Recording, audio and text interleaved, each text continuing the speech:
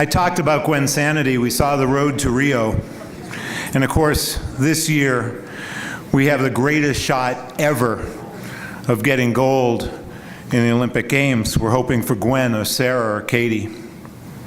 Last year, we inducted the only American triathlete to have ever earned a medal in the Olympics, Susan Williams. Who was her coach? Our next inductee. Our next inductee didn't begin as a triathlete. In fact, at Brown, she did play 3 sports. They weren't swim, bike, run. They were field hockey, ice hockey, and lacrosse.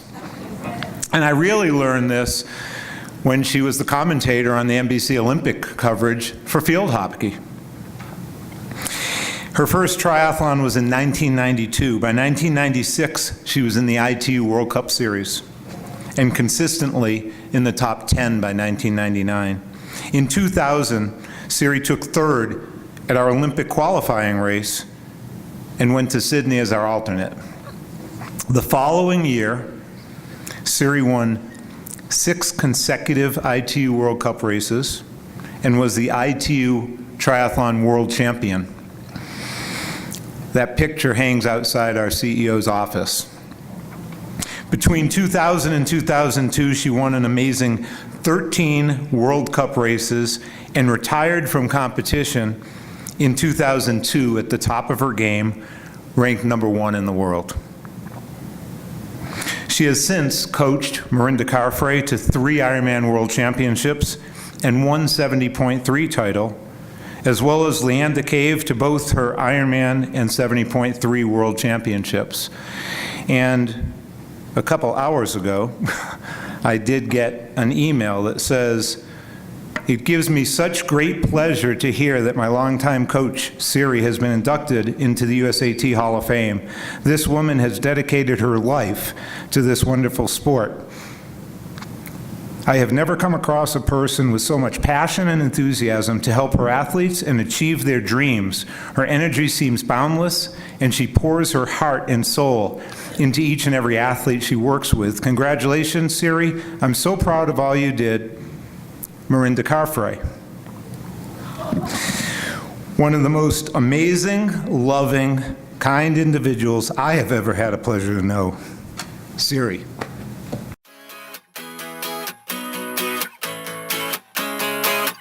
And it is going to be Siri Lindley. What a moment for her career. 3 in a row for Siri Lindley. What a victory. A cruise in the end for Siri Lindley. 14 of her last 16 races, she's been on the podium. It all began here 2 years ago and crossing the line.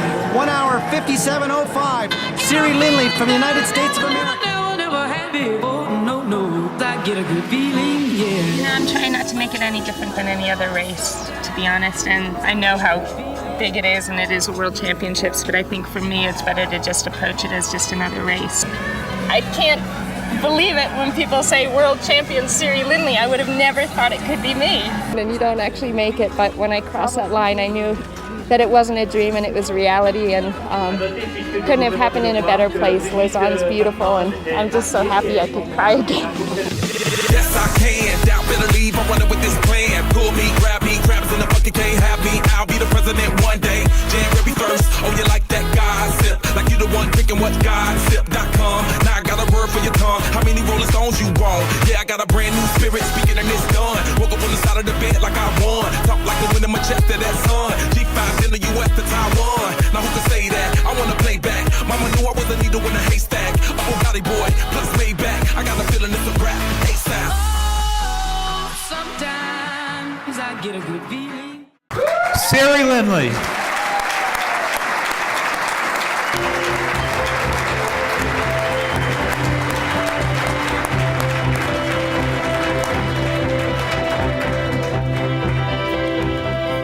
Wow.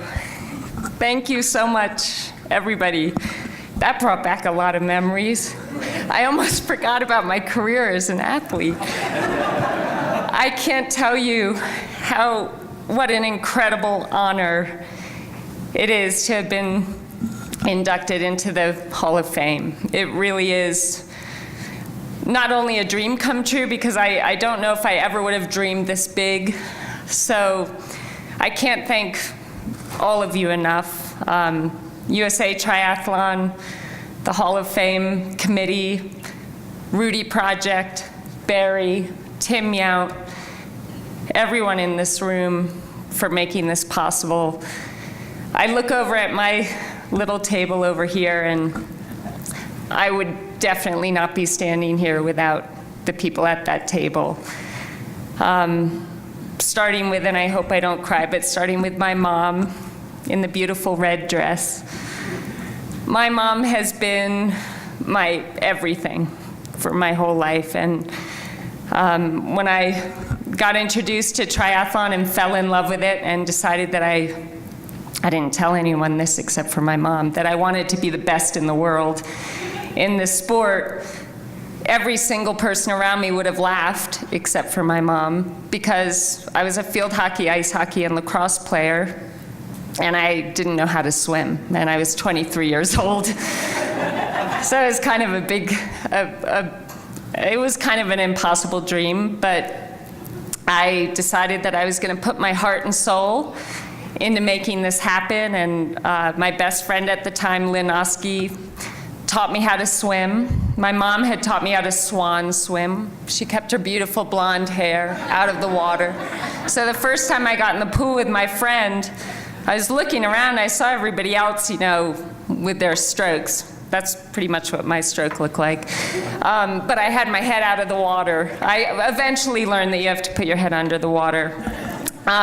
Long story, but I remember after my first race, and I was just tragic. I was last place. My mom was there when I got out of the pool and had my spandex pants waiting for me to dive in them. And the officials were yelling, "No outside help, no outside help," but my mom's trying to put my pants on. I mean, it was just tragic. And I remember I crossed the line in about last place. I'd flown all the way out to Colorado so that nobody would see me racing, because I knew I was going to be pretty bad. And I finished the race, and my mom had everything packed up in the car, and I thought, well, where are you going? The awards are at 1 o'clock. And my cute little mom is looking at me like, "Siri, I don't think you're going to win an award." But I waited until 2:30. My name didn't get called. But that night, I couldn't sleep. And I lay in bed, and I actually started remembering the looks on the people's faces when I was running the 5K, because I remember I was a lacrosse player. And all I knew was how to sprint to the ball, and then you stop, you get a little rest, you sprint again, and that's how I ran the whole 5K. It was just sprinting, bent over, gagging for a minute or two, sprinting again. I was loving it. I thought it was the greatest thing ever. But that night when I was lying in bed, all the images of the people's faces, like, "Oh my God, that poor girl. Oh God. Oh my God, I wonder who's with her." And the looks on their faces, and I just started bawling. So I went into my mom's bedroom that night, and she said, "I know, honey. I know. There's so many other things that you're going to be great at." And I said, "No. I want to be the best in the world in this sport."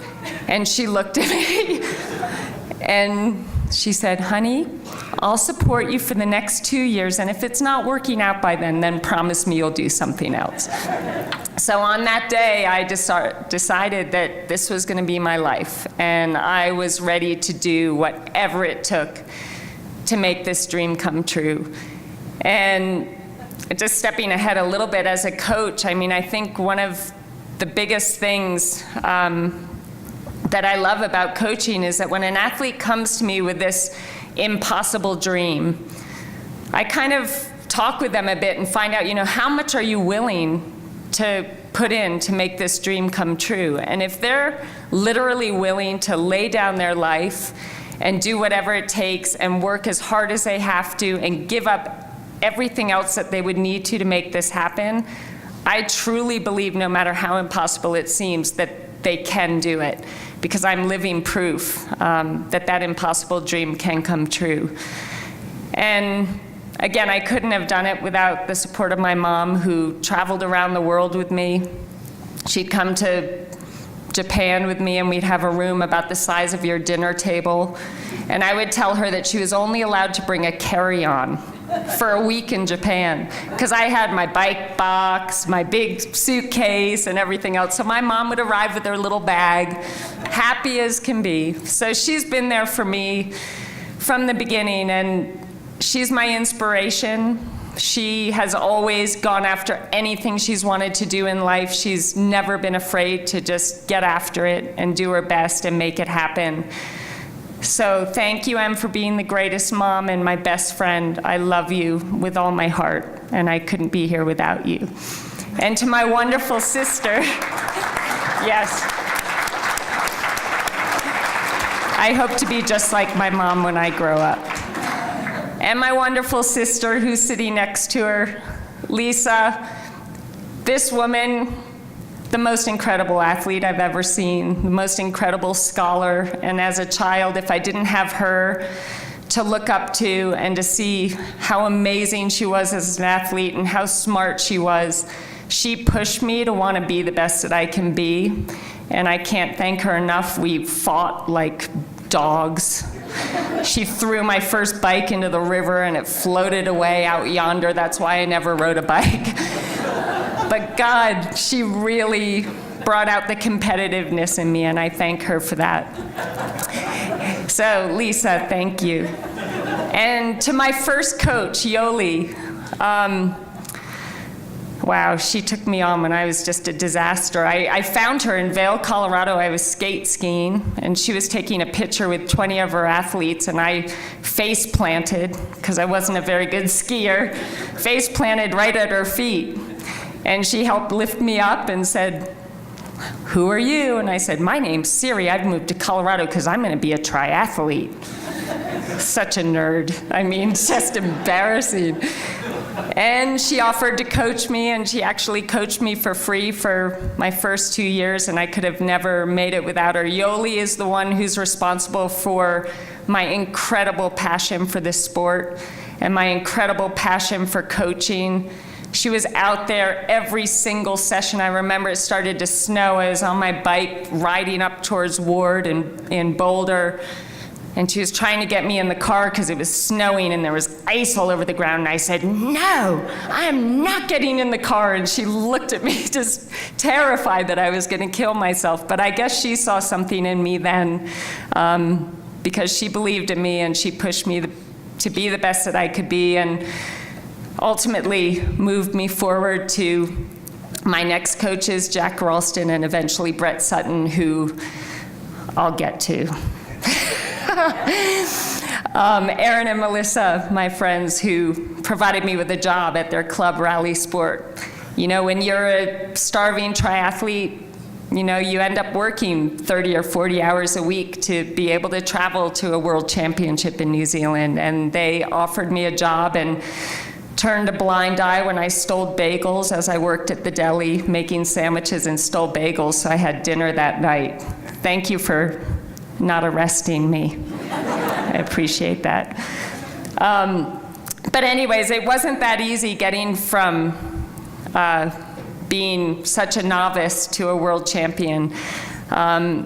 It was some of the most agonizing training I've ever done. I have to say that my biggest accomplishment was that first World Cup race where I actually came out of the water on Sheila Taormina's feet. And she was a former Olympic swimmer, and Barb Lindquist. And on that day, seriously, after the thousands and thousands of yards that I had to swim to make up 23 years of missed time, I could have retired on that day because it just seemed like this incredible feat. And when I started the sport, I have to say, I really was a very insecure and shy human being. I didn't have a lot of confidence, so some greater being gave me the confidence to even try and to face my fear and do it anyway. And this sport really became just the vehicle through which I found myself, because I really didn't know who I was. All I knew is that I wanted this, and I didn't know why. People said, "Why triathlon? You don't even know how to do these things." And I couldn't explain it. I just knew that this sport drew me. I saw people of different ages and shapes and sizes and personalities, and they were all out there with one shared passion, and that was to achieve excellence within themselves, to do something that made them feel proud, to do something that made them feel powerful within themselves, and I really needed that. When I was about 20, realized that I was gay, and as I started racing triathlon and having Yoli's support as my coach, I started kind of getting the courage to decide that I can be who I am. But I got my first sponsor, and it was an amazing sponsor, Ralph Lauren, Polo Sport, and I went in for my first meeting. I was all excited, and they sat me down, and it was an incredible deal that I didn't deserve at that point in time, and they sat me down and they said, this is gonna be great, but 2 things. You need to grow your hair long, and you need to get a boyfriend. And I came home, and I cried to my coach, and I said, I don't know what to do. I just have to grow my hair, and I need to get a boyfriend, because I didn't have the confidence to go against that. So I ran back into the closet, the door slammed behind me, and the next 5 years I trained hard and I raced hard, and I achieved some great things. When I went to Brett Sutton, as I don't know if any of you know me, he's a coach of many, many world champions. And he was an incredible mentor for me. Yes, now I have a lot of scars. It wasn't a very easy time, but he took me from being a top 5 athlete in the World Cup to winning races. And how he did that is I arrived, and I think he could tell how fearful I was. I think he could tell that I had no idea that I had enough strength in me to achieve the kind of things that I dreamed of. So what he did every day, he gave me the most insurmountable training, or in my mind, I thought this is absolutely impossible what he's asking me to do. But I would do it, and on that day, I would go home, I'd call my mom, I'd cry, I'd say, I can't believe he made me do this today. I'm not gonna last another day, but then the next day he'd give me something more and I'd do it again. And every day he gave me these things that just seemed so crazy impossible, but every day I was able to achieve it. So from that, the reason why I started winning races is that I finally believed that, yeah, you know what, this may seem impossible, but I can do it. And I had found that belief from myself. He didn't tell me I could do it. My mom didn't tell me I could do it. I proved to myself day after day after day that I had what it took to make these things happen.